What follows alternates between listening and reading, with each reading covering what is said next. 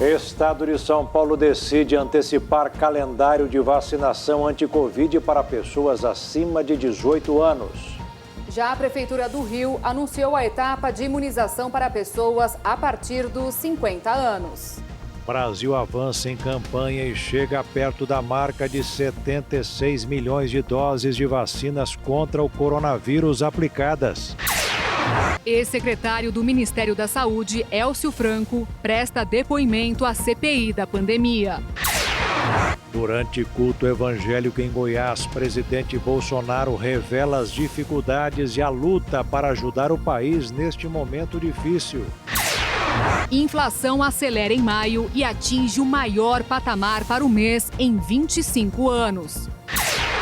Vida voltando ao normal. Parlamento da União Europeia aprova certificado de viagem anti-Covid. Sem polêmicas, técnico Tite anuncia os jogadores que disputarão a Copa América no Brasil. Agora no Jornal das 22.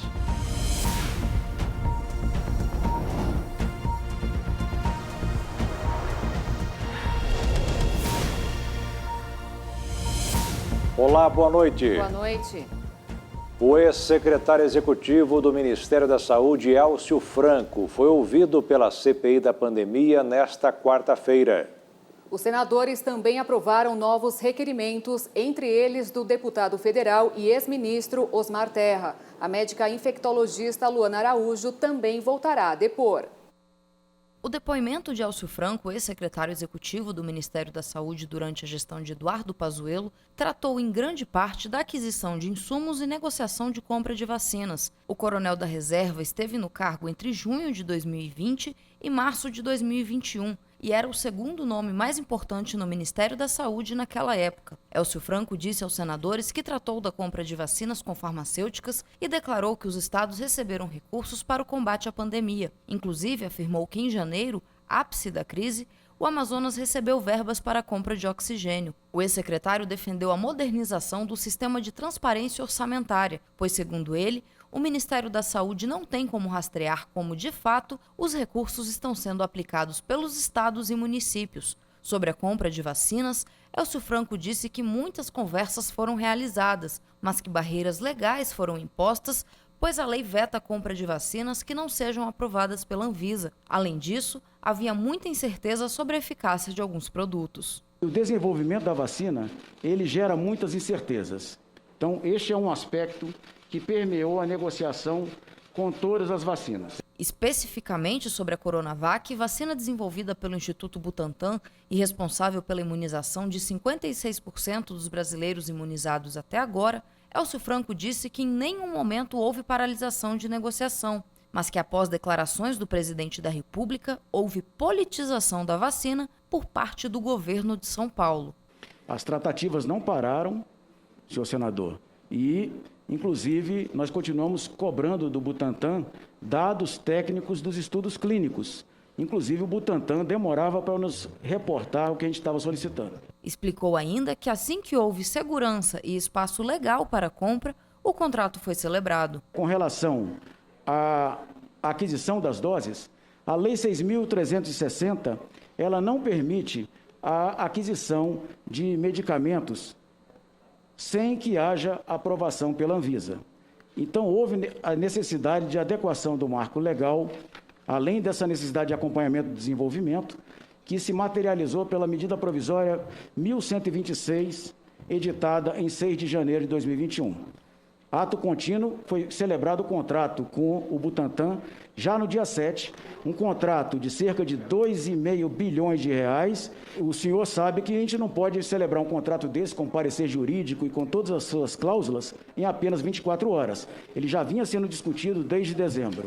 Sobre a aquisição ao consórcio COVAX Facility, o ex-secretário disse que foram compradas vacinas apenas para 10% da população, seguindo nota técnica da Secretaria de Vigilância em Saúde. Com relação à Pfizer, Élcio Franco disse que a demora na negociação ocorreu devido às cláusulas leoninas impostas pela farmacêutica e que mesmo que alguns contatos tenham ficado sem resposta, especialmente por problemas técnicos na caixa de e-mail do Ministério da Saúde, o representante da Pfizer tinha contato direto com ele caso fosse necessário. Além de ouvir Elcio Franco, senadores aprovaram nesta quarta-feira uma série de requerimentos de convocação. Entre eles, a do ex-secretário de Saúde do Distrito Federal, Francisco de Araújo Filho.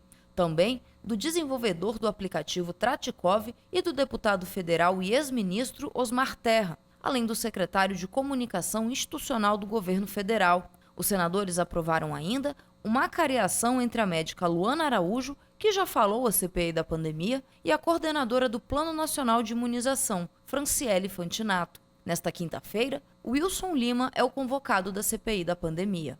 O governador do Amazonas pediu no Supremo Tribunal Federal que possa ficar em silêncio durante o depoimento à CPI da pandemia. A relatora do pedido é a ministra Rosa Weber, que analisa também a ação movida por 17 governadores pedindo a anulação da convocação dos gestores estaduais para falar à CPI da pandemia. O argumento é que a convocação viola a separação de poderes. Seguimos agora com informações e números de vacinação no Brasil contra a Covid-19. Nos primeiros 144 dias de campanha, do dia 17 de janeiro até hoje, 9 de junho, o Brasil aplicou, olha só o número, 75.872.300 doses, segundo informações coletadas com as Secretarias de Saúde dos Estados e do Distrito Federal. O governo de São Paulo anunciou hoje que vai antecipar a vacinação contra a Covid-19 do público por faixa etária e também de grupos prioritários, como profissionais da educação e pessoas com deficiência permanente. Cada faixa etária teve sua projeção de vacinação antecipada em cerca de 15 dias, em comparação com o primeiro calendário divulgado. O objetivo é que toda a população com mais de 18 anos tenha recebido ao menos uma dose até o dia 18 de outubro.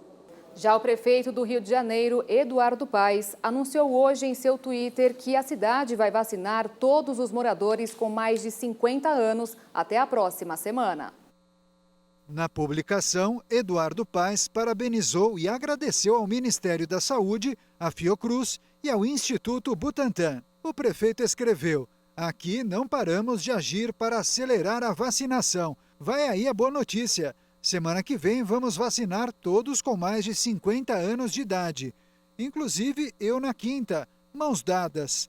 Preparem seus braços." Segundo o calendário divulgado pelo prefeito, a semana começa com a vacinação de pessoas com 53 anos na segunda-feira. Na terça, vacinam-se os que têm 52 anos. O calendário será suspenso na quarta para a imunização dos profissionais da educação. Na quinta-feira será a vez de quem tem 51 anos. Na sexta-feira, dia 18, serão vacinadas todas as pessoas com 50 anos. A Prefeitura já tinha antecipado o calendário de vacinação por idade esta semana. Amanhã serão vacinadas pessoas com 55 anos de idade, nas sexta-feiras de 54 e no sábado será o dia de repescagem. A Agência Nacional de Vigilância Sanitária autorizou a realização da chamada fase clínica dos estudos da Butanvac. O Instituto Butantan já está fabricando a vacina que pela primeira vez será testada em humanos. 6.000 voluntários com mais de 18 anos deverão ser imunizados em todo o país. Serão 2 doses aplicadas em um intervalo de 28 dias. O imunizante promete ser o primeiro do tipo com produção 100% nacional. Damos sequência com o ranking de imunização no mundo. Até agora, de acordo com a Universidade de Oxford, 2.220 bilhões de unidades de vacinas anti-Covid já foram aplicadas em todo o mundo. A líder China chega perto da impressionante marca de 809 milhões de doses. Em seguida, os Estados Unidos têm quase 304 milhões. Na terceira posição, com mais de 233 milhões e meio, está a Índia. O Brasil segue na quarta colocação e hoje se aproxima dos 76 milhões de doses aplicadas. E fechando o ranking dos 5+, o Reino Unido, que supera os 68 milhões e meio de doses até agora. O governo do presidente dos Estados Unidos, Joe Biden, vai comprar 500 milhões de doses da vacina anti-Covid da Pfizer-BioNTech para distribuir a outros países. A informação foi divulgada por jornais americanos. Os jornais The Washington Post e The New York Times informaram que o presidente Joe Biden vai fazer o anúncio formal na reunião dos países mais ricos do mundo, que vai ocorrer no Reino Unido.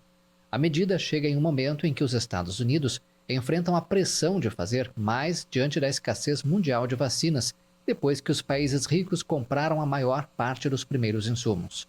Os Estados Unidos vacinaram mais da metade de sua população e sua taxa de infecção de Covid-19 despencou no país. O presidente Joe Biden deu uma pista sobre esse anúncio ao embarcar com destino ao Reino Unido para se reunir com os líderes das nações mais ricas. Quando foi questionado se tinha uma estratégia de vacinação para o mundo, ele respondeu: "Tenho uma e vou anunciar." E veja a seguir, a inflação acelera em maio e atinge o maior patamar para o mês em 25 anos. E ainda, durante culto evangélico em Goiás, Bolsonaro revela a luta para ajudar o país na pandemia.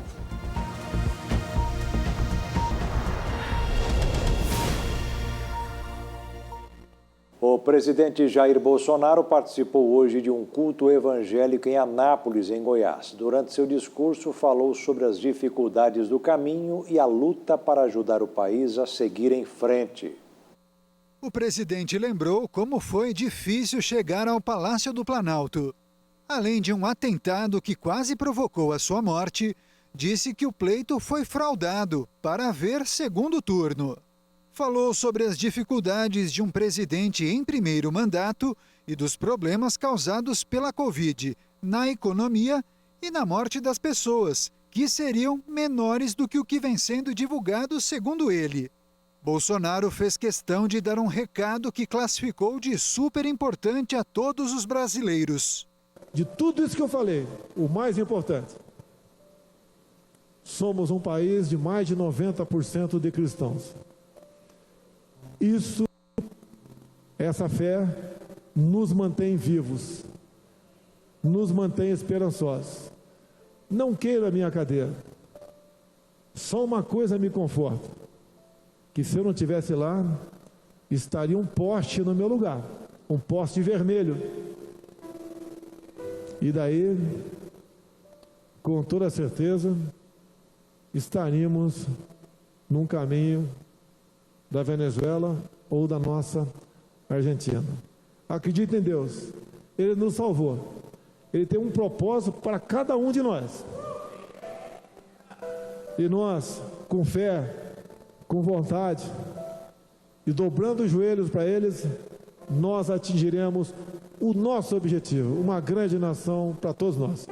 Os nascidos em junho que receberam a segunda parcela do auxílio emergencial já podem sacar o dinheiro e fazer transferências. A terceira parcela do auxílio para esse grupo vai ser depositada pela Caixa no dia 4 de julho. A inflação oficial acelerou em maio e foi a maior para o mês em 25 anos. Segundo o IBGE, o aumento na conta de luz foi o que mais influenciou no indicador. Pressionado pelo aumento na tarifa de energia elétrica, o Índice Nacional de Preços ao Consumidor Amplo, que é a inflação oficial do país, subiu em maio e ficou em 0,83%. A taxa ficou bem acima da registrada em abril, de 0,31%. Segundo o IBGE, foi o maior resultado para o mês de maio desde 1996. O acumulado no ano foi de 3,22%. E o dos últimos 12 meses de 8%, acima do teto da meta do governo para a inflação no ano, que pode chegar até 5,25%. Todos os grupos de produtos e serviços pesquisados apresentaram alta no mês. As maiores variações foram nos grupos de habitação, artigos domésticos, transportes, vestuário e saúde. Segundo o IBGE, o item que causou o maior impacto veio da alta da energia elétrica, já que em maio passou a vigorar a bandeira tarifária vermelha. Outros itens que pesaram no bolso dos consumidores foram o gás de botijão, gás encanado, gasolina, etanol e óleo diesel. No ano, a gasolina acumula alta de 24,7% e em 12 meses de 45,8%. E agora tem uma reportagem sobre cabelo, barba e bigode. Detalhe, tudo no meio da rua. É no canteiro da Rua do Sol Nascente, em frente ao número 775, no bairro Jockey Club, que Pedro calmamente arruma seus equipamentos de trabalho. Ele tem apenas 17 anos e há 2 aprendeu a profissão de barbeiro, inspirado no pai. Eu ia para casa dele e a gente saía para os lugares, cortando na rua mesmo. Ele conhecia muita gente e conhece muita gente. Aí ia parando mesmo, o pessoal ia parando ele e ia cortando. Tímido, mas determinado, já trabalhou em barbearia com o pai e agora atende o cliente onde ele estiver. O cliente me procurou, aí eu sugeri a ideia de cortar no canteiro, né? Aí ele viu que não tinha problema nenhum, aí a gente cortou. A iniciativa chamou a atenção de outras pessoas e novos clientes apareceram. Chamou a atenção do patrão dele, o patrão dele veio cortar comigo. O cliente hoje é o melhor amigo João Vitor, que no início cortava para ajudar, agora é por opção. Tenho essa vontade de ir até ele, porque eu sei que o trabalho dele é um trabalho bom. Na família do Pedro, pelo menos 6 pessoas são deste segmento. A avó, a tia e a prima são cabeleireiras. O pai, o tio e o primo são barbeiros. Quando o Pedro tinha 15 anos, ele foi pedir emprego para a avó e ela decidiu ensinar a profissão de barbeiro. Ele sabe cortar cabelo, não quer dizer que tem que ser na barbearia, entendeu? Pode ser em qualquer lugar. O que é importante é que ele consiga fazer o trabalho, entendeu? Meu maior sonho é poder abrir minha barbearia, né? Abrir aqui em casa. Queria muito poder fazer isso. No mercado financeiro, o dólar fechou em alta nesta quarta-feira em um movimento de compras após desvalorização recente. A moeda norte-americana avançou 0,67% e encerrou o dia cotada a R$ 5,068 na venda. O Congresso de El Salvador aprovou uma lei para adotar o Bitcoin como moeda de curso legal. O país se torna o primeiro do mundo a aceitar oficialmente a criptomoeda. O objetivo do país é impulsionar sua economia. 6 mil milhões de remessas. 6 bilhões de remessas que vão desfrutar de maior fluidez, porque não haverá mais intermediários com grandes comissões. Entre o 10 e o 20% em comissões. É mais dinheiro que vem de El Salvador. E não se utilizam bancos. Imagina se uma economia entre 10% e 20% em comissões é mais dinheiro que chega a El Salvador. Não se usam bancos e isso é outra coisa importante. Há muitos salvadorenhos neste país que não podem usar banco porque têm milhares de requisitos. De acordo com a regulamentação, todo agente econômico deve aceitar o Bitcoin como forma de pagamento. Mas ficam excluídos de aceitar a criptomoeda aqueles que, por fato notório, não têm acesso às tecnologias que permitem a execução deste tipo de transação. A lei de 16 artigos também deixa claro que, para fins contábeis, o dólar norte-americano será usado como moeda de referência e estipula que a taxa de câmbio será livremente fixada pelo mercado. O presidente Nayib Bukele comemorou no Twitter a aprovação que foi conquistada com os votos de 62 deputados, incluindo os 56 da bancada do partido majoritário Novas Ideias. E a seguir, as atualizações da pandemia pelo mundo. E ainda, Parlamento da União Europeia aprova certificado de viagem anti-Covid.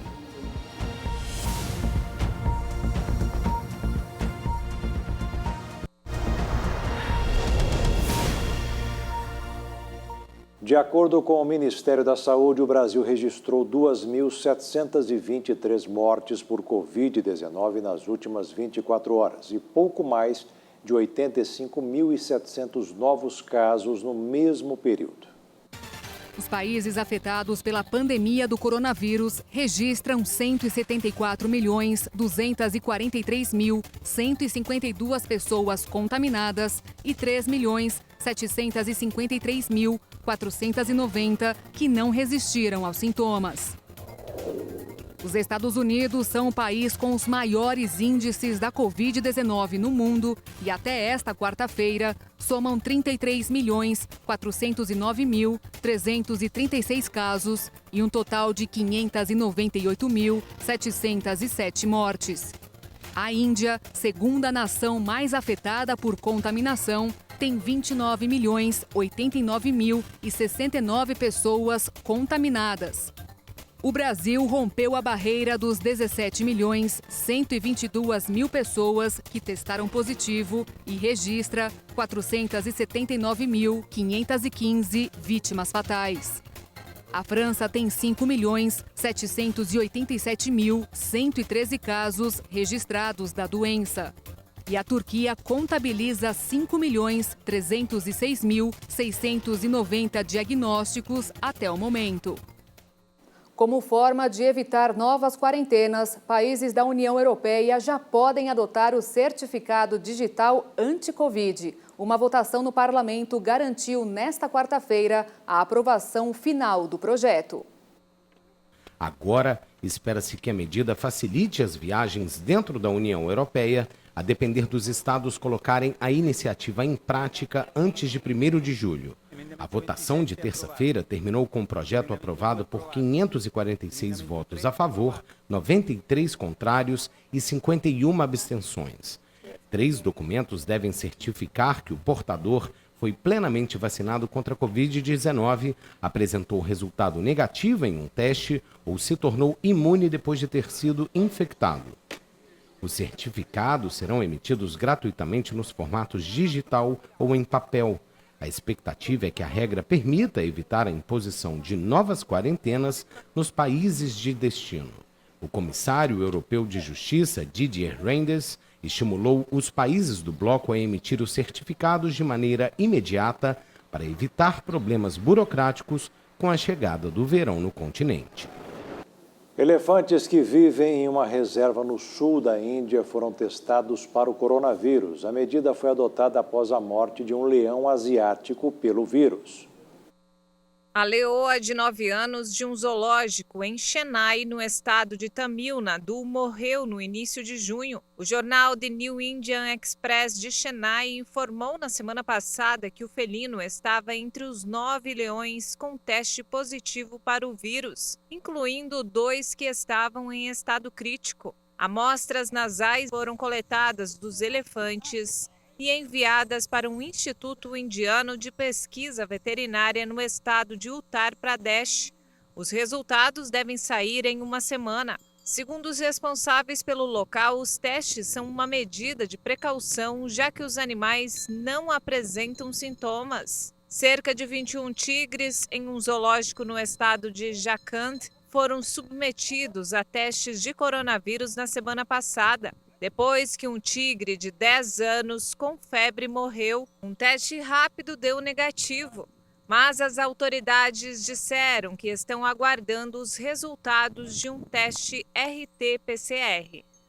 A Força Nacional já chegou ao estado do Amazonas para reforçar a segurança após uma onda de ataques violentos no último fim de semana. De Brasília, Jaqueline Fonseca tem os detalhes. Chegaram a Manaus nesta quarta-feira os primeiros 40 homens da Força Nacional que darão reforço na segurança pública do estado pelos próximos 30 dias. Amanhã, um novo grupo deve chegar, totalizando 144 pessoas das forças públicas de segurança. A Força Nacional foi enviada ao estado após autorização do ministro da Justiça e Segurança Pública, Anderson Torres, depois que o Amazonas viveu uma onda de ataques no último fim de semana. Prédios e carros foram incendiados em represália à morte de um traficante. Nesta quarta-feira, mais 3 pessoas foram presas por participar dos crimes, chegando a 41 o número de presos por envolvimento na onda de terror lá no Amazonas. Nesta quarta-feira, com a chegada da Força Nacional, o governador do estado, Wilson Lima, se reuniu com o coordenador de planejamento e operações da Força Nacional para traçar estratégias de atuação no estado. Nós estamos recebendo a Força Nacional de Segurança para auxiliar as nossas forças para o combate à violência de atos que têm acontecido desde o último sábado e vocês bem têm presenciado essas situações. Não nos resta dúvida que essa ação é uma reação a todo o enfrentamento que a gente tem feito com relação ao tráfico de drogas. Que a Força Nacional, a existência dela é exatamente para prestar apoio aos estados. A Força Nacional ela é composta por efetivo dos respectivos estados brasileiros, do Brasil e o Distrito Federal. Então, o nosso norte é apoiar realmente os estados em momentos de crise. O Ministério da Justiça e Segurança Pública está realizando uma pesquisa nacional para planejar novas políticas públicas para o setor no país. A pasta estima ouvir quase 500 mil profissionais da área com a finalidade de melhorar a qualidade de vida de quem trabalha para garantir a segurança da população. O policial militar Josué Rosendo levou um tiro nas costas numa tentativa de assalto.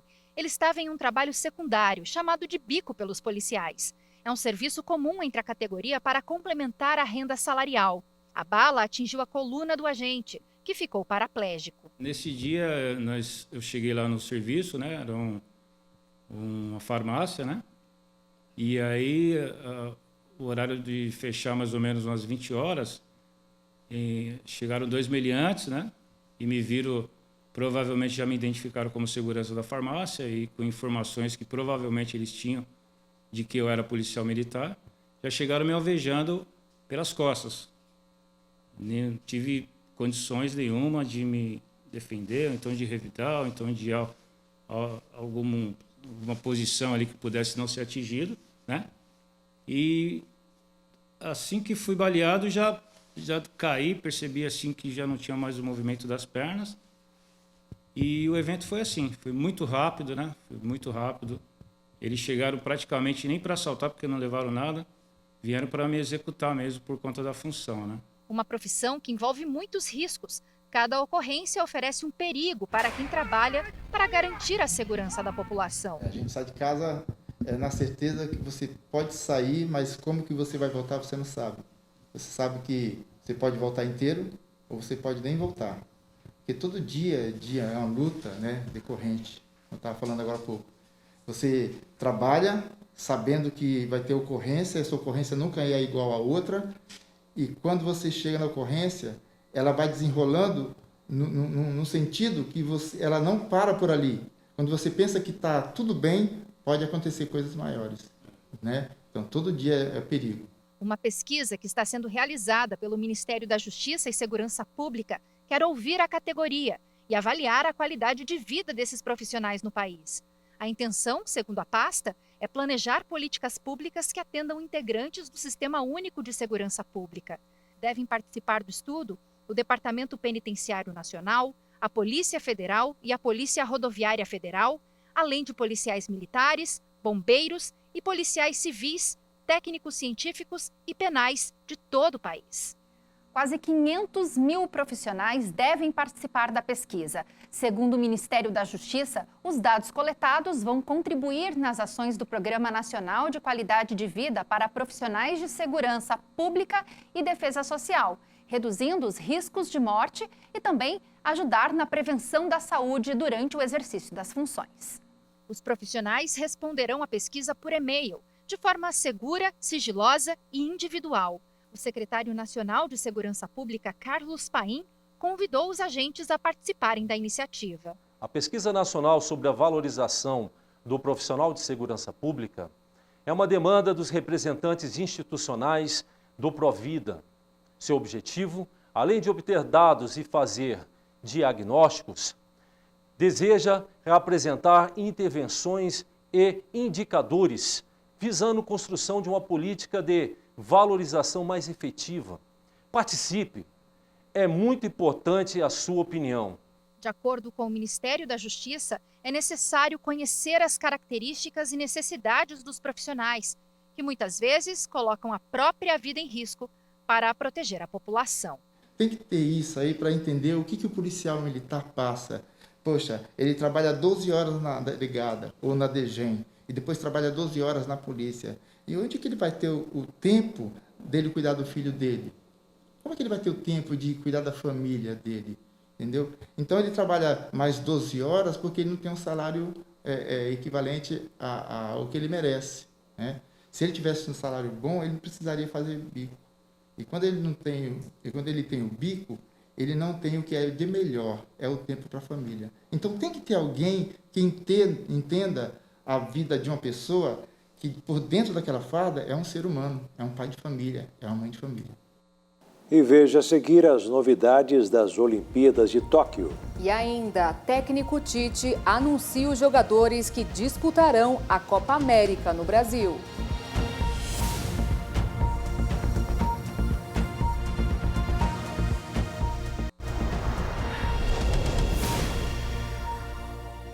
Olha só essa história. Uma câmera de segurança flagrou o momento em que um cachorro foi abandonado pelo dono. O animal foi deixado em frente a uma ONG que cuida de cães e gatos em São Caetano, na Grande São Paulo. A imagem causou revolta em muita gente nas redes sociais. E uma campanha foi iniciada para que Bolt, como o cachorro foi batizado, ganhe um novo lar. As imagens captadas pela câmera de segurança mostram um carro branco. São quase 10 horas da noite e a rua está vazia. Em seguida, um homem desce do veículo com um saco plástico, que parece conter ração. Depois, um cão é retirado do automóvel. O animal é acorrentado junto a um portão.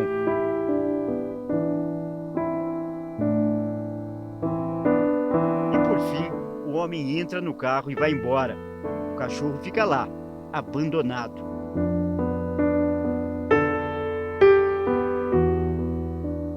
Foi essa câmera que gravou todas as imagens e o cão preto foi deixado exatamente nessa calçada. E não por acaso. Nesse imóvel aqui, que fica na região central de São Caetano, funciona uma ONG que cuida de cães e gatos. O local realiza cerca de 150 atendimentos todos os dias. A ONG funciona como uma clínica veterinária popular. Aqui são realizados desde os tratamentos mais simples até os mais complexos, como câncer e cirurgias. Os preços bem mais baratos atraem muita gente. Cadê, filho? Cadê? Aqui, olha aqui. Ao se deparar com o cão abandonado na porta do local, o presidente da ONG se emocionou. Não consigo conviver com essa maldade do ser humano. Não consigo. Sempre me emociona mesmo, não tem jeito. Isso aqui é o nosso dia a dia. Não tem só o Bolt, não, tem vários animais aqui que a gente não consegue, não tem jeito. Vamos ver como é que ele tá? Vamos ver, tá aqui, ó, vem cá.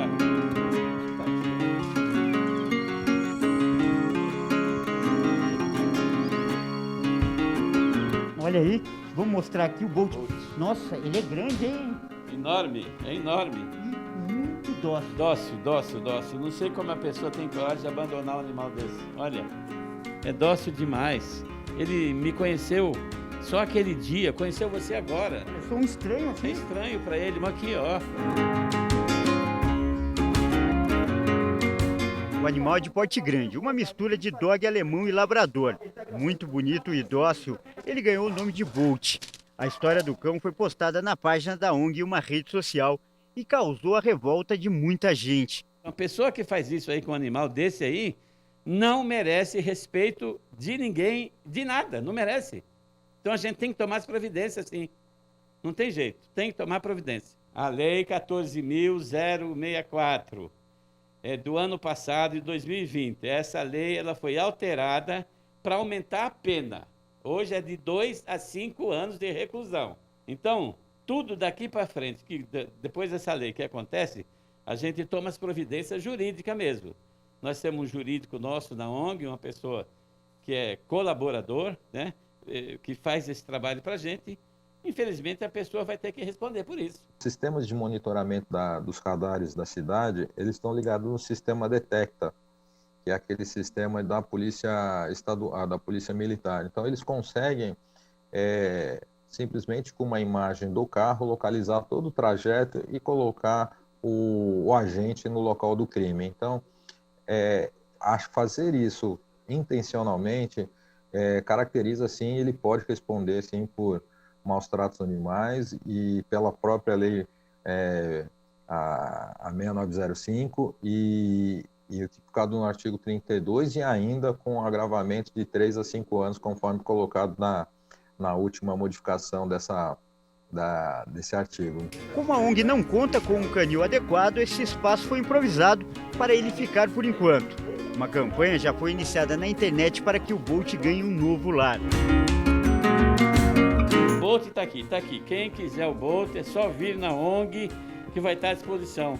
Nós fazemos aqui uma entrevista, né, que é um pouco até rigorosa, mas a pessoa pode vir aqui com documento, com uma conta de luz, mostrando o endereço, e faz a entrevista e pode levar o Bolt para casa. E a torcida é para que o Bolt tenha a mesma sorte desse simpático bulldog francês.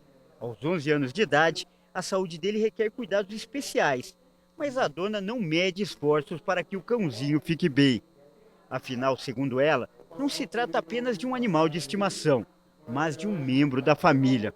Nós compramos esse cachorro, né? E porque a minha filha passava por momentos assim muito difíceis emocionalmente, né? Então esse cachorrinho veio para ajudar ela. E inclusive essa noite, quando ele passou bastante mal, ela disse assim: mãe, eu não posso perder o meu cachorrinho porque ele me ajudou muito. É uma ligação muito forte. Muito forte, muito forte. O animal, ele traz assim coisas muito boas pra gente.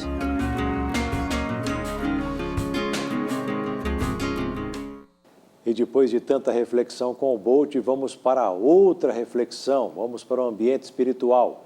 Na live com o missionário, o reverendo João Machado conta a história de um homem que nunca havia andado e que um dia se colocou em pé, e do apóstolo Paulo, que jamais desistiu da luta em nome de Deus. Está em Atos, capítulo 14. E estava sentado em Listra certo varão leso dos pés, coxo desde o seu nascimento, o qual nunca tinha andado. Este ouviu falar sobre Paulo, que fixando nele os olhos e vendo que tinha fé para ser curado, disse em alta voz: levanta-te direito sobre os teus pés. E veja aqui, ponto importante. E ele saltou e andou. Olha que vitória, povo de Deus, alguém que era leso dos pés desde que nasceu, nunca havia andado. Levantou e andou, porque ele estava prestando atenção. Preste atenção nessa palavra. No versículo de número 11 até o versículo de número 13, aqui o povo que estava nessa cidade começaram a adorar a Paulo, começaram a adorar Barnabé, dizendo que eles eram deuses, dizendo que ele era o deus Júpiter, deus Mercúrio, e queriam ali sacrificar um boi para eles, queriam adorar eles. E Paulo, no versículo de número 14, está escrito assim: ouvindo, porém, isto, os apóstolos Barnabé e Paulo rasgaram suas vestes e saltaram para o meio da multidão, clamando e dizendo: varões, por que fazeis essas coisas? E Paulo e Barnabé, que sabiam da verdade, que a honra e a glória deve ser dada a Deus, rasgaram as vestes, que era para mostrar que eles estavam discordando muito com aquilo. Saltaram no meio da multidão, brigaram com eles e disseram: não, nós não somos deuses, nós não temos poder nenhum, todo o poder, toda a honra, toda a glória deve ser dada a Jesus. E no versículo de número 18 diz assim: dizendo isto com dificuldade, impediram que as multidões lhe sacrificassem. Sobrevieram, porém, uns judeus de Antioquia e de Icônio, que, tendo convencida a multidão, apedrejaram a Paulo e o arrastaram para fora da cidade, cuidando que estava morto. Olha só que situação. Versículo de número 20. Mas rodeando os discípulos, levantou-se, entrou na cidade e no dia seguinte saiu com Barnabé para Derbe, para prosseguir a sua missão. E o Jornal das 22 termina aqui. Obrigada pela sua companhia, um ótimo fim de noite para você e nós te esperamos amanhã. Fique na paz, boa noite, tchau.